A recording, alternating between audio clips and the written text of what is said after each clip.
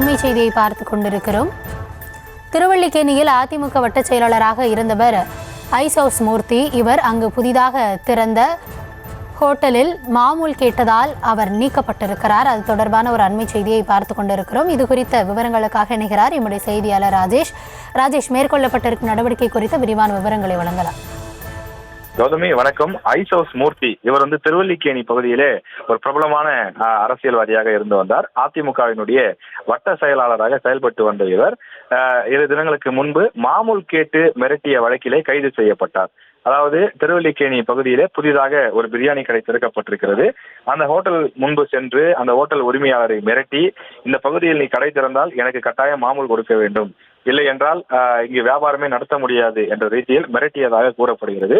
இந்த நிலையில் அந்த கடைக்காரர் புகார் கொடுத்ததன் அடிப்படையிலே அவர் தற்போது கைது செய்யப்பட்டிருக்கிறார். அவரது கைதை தொடர்ந்து இந்த நடவடிக்கையை அதிமுக தலைமை எடுத்திருக்கின்றது. இந்த ஐசவுஸ் மூர்த்தி கட்சியிலிருந்து நீக்கப்படுவது மட்டுமில்லாமல் அடிப்படை உறுப்பினர் உள்ளிட்ட அனைத்து பொறுப்புகளிலிருந்தும் நீக்கம் செய்யப்படுகிறார். இவருடன் யாரும் எந்த விதமான தொடர்பும் கட்சியினர் வைத்துக் கொள்ள வேண்டாம் என கட்சியினருக்கு அறிவுறுத்தப்பட்டுள்ளது.